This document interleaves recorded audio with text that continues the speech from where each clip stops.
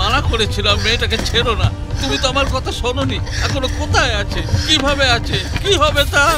হে ভগবান, আমার মেয়ে যেন কিছু না হয়। নমস্কার, আমি চিনু ভট্টাচার্য। স্বাগত জানাচ্ছি এমবিসি টিভি নিউজ ডেস্ক থেকে। বর্তমানে একটা বড় খবর নিউজ ডেস্কে এসেছে। পাওয়া খবর অনুযায়ী সারা পৃথিবী জুড়ে ভূমিকম্প অনুভূত হয়েছে। জল আবহাওয়া দপ্তরে পাওয়া খবর অনুযায়ী পশ্চিমবঙ্গে এর তীব্রতা কম হওয়া সত্ত্বেও আমেরিকায় এখন ধ্বংসের তাণ্ডব লীলা চলছে, যার ফলে সারা আমেরিকা শহর ধ্বংসস্তূপে পরিণত হয়েছে। মৃতের সংখ্যা এখনো পর্যন্ত জানা সম্ভব হয়নি। সারা পৃথিবী জুড়ে এমন ধরনের ভূমিকম্প হয়েছে বলে আগে কখনো শোনা যায়নি।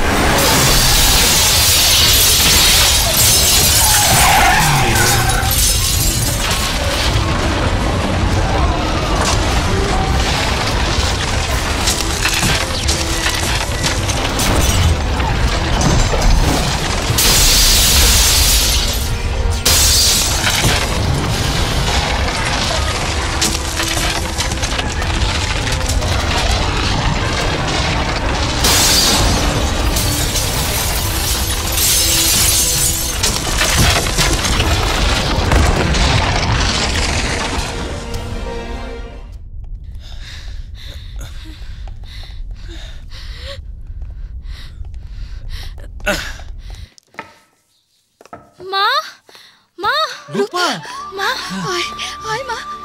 তুই কোথায় ছিলি? তোর কিছু হয়নি তো? না মা, আমার কিচ্ছু হয়নি, আমি ঠিক আছি। বৌমা তাড়াতাড়ি তুমি ওকে ভেতরে নিয়ে যাও। বাবা, যা চল মা, মা, চল। যা যা। হে প্রভু, তুমি একমাত্র ভরসা, একমাত্র ভরসা। মা, মা, ও মা, দাদু, দাদু, সকাল সকাল মা কোথায় গেল? আরে মা, তুই জানিস না কি? তোর মা তোর বাবাকে আনতে গেছে।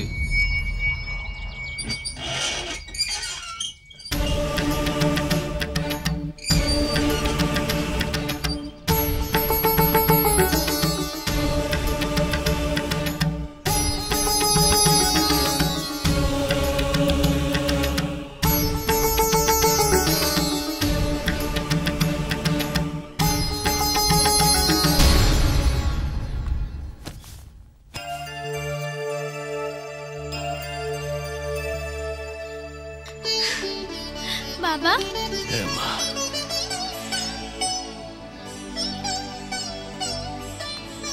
বাবা, শম্ভু,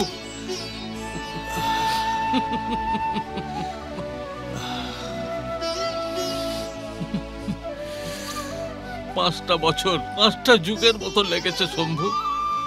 এই বুড়োটা কিভাবে বেঁচে আছে সেই জানে একমাত্র। শোনো, অনেক কষ্ট আমরা সয়েছি। তোমাকে আমার অনুরোধ, তুমি আর ওই জ্যোতিষবিদ্যা করো না। এই জ্যোতিষবিদ্যা আমাদের সোনার সংসার ছাড়কার করে দিয়েছে। আমি আবার আমার ঘরকে সাজিয়ে নেব। যে বিদ্যার জন্য তুমি 5 বছর জেলে গিয়েছিলে, সেই বিদ্যার কথা এ ঘরে আর তুলো না। শম্ভু, আমি জানি অমাবস্যা সংক্রান্তি শুভ অশুভ জানার জন্য এই অঞ্চলের মানুষ আমাদের উপর নির্ভর করে। আরে আমি বেঁচে আছি না, বরং তুই এসব ছেড়ে বিজনেসে মন দে। হ্যাঁ বাবা, ঠিকই বলেছে দাদু।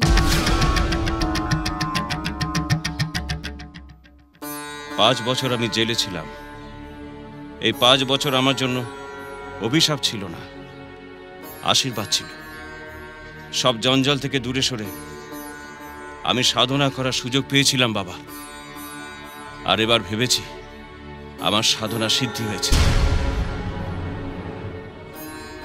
বাবা, এই কিছুদিন হলো তোমার বুকের যন্ত্রণা অনুভব করছো না? ঠান্ডা ছাড়ছে না? তোমার মঙ্গল দশায় চন্দ্রের প্রবেশ ঘটেছে। সামনের মাসে সব ঠিক হয়ে যাবে। সবিতা, এই কিছুদিন হলো তুমি খুব চিড়চিড়ে হয়ে গেছো। তোমার প্রত্যেক কথায় রাগ ফুটে উঠছে আর আত্মহত্যা করার ইচ্ছে হচ্ছে। তার কারণ তোমার চন্দ্র দশায় শনি চলছে। কিন্তু তোমার কিছু হবে না। আর তুই পরীক্ষায় ফেল করেছিস।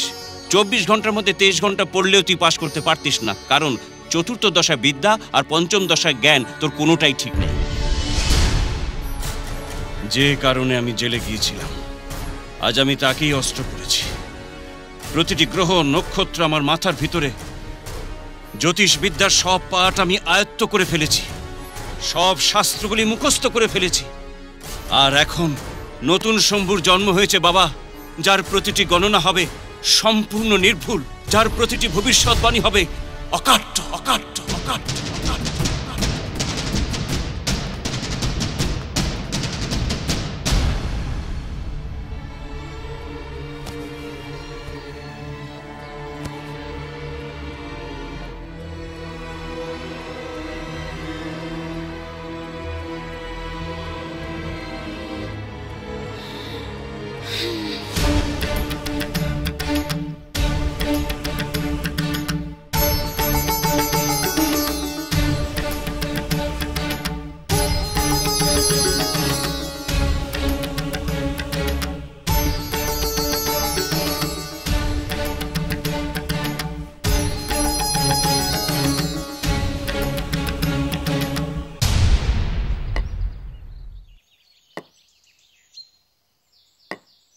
বাবা প্রণাম। প্রণাম। কবে আসলি? আজই আসলাম, ঘর থেকে সোজা আপনার কাছে এসেছি। তোর বিষয়ে আমি সবকিছু জেনেছি, আর এটাও জানি যে যখনই মনুষ্য সমাজের উপর আপদ বিপদ ঘনিয়ে আসে তখনই তুই সতর্কবার্তা দিস। নিশ্চয়ই বাবা, আপনি তো অন্তর্যামী, এই শ্মশানে বসে সাধনা করেন। আমার যখন যা জানার ইচ্ছে হবে আপনার কাছে আসতে পারি? নিশ্চয়ই, কিন্তু কলিযুগ তো শেষ হয়ে এসেছে, মালিকার কথা সত্য হতে চলেছে, সে বিষয় ভাবলেই আমার বড় দুঃখ হয়। আচ্ছা তুই আয়, পরে দেখা হবে। নিশ্চয়ই আসবো। ঠিক আছে ঠিক আছে ঠিক আছে। কেন আমাকে বেঁধে রেখেছো? আমাকে ছেড়ে দাও, আমি তোমার কি দোষ করেছি? দোষ তোর নয় বে, দোষ তোর বাবার, তার পয়সা। আমি পয়সা পেলে তোকে ছেড়ে দেবো। আমার বাড়ির কথা খুব মনে পড়ছে, দয়া করে আমায় তাড়াতাড়ি ছেড়ে দাও। এই এত সহজে একটা মুরগি পেয়েছি, হ্যাঁ ছেড়ে দেবো না? এই চুপচাপ এখানে দাঁড়িয়ে থাক, বেশি কথা বলবি তো এখান থেকে নিচে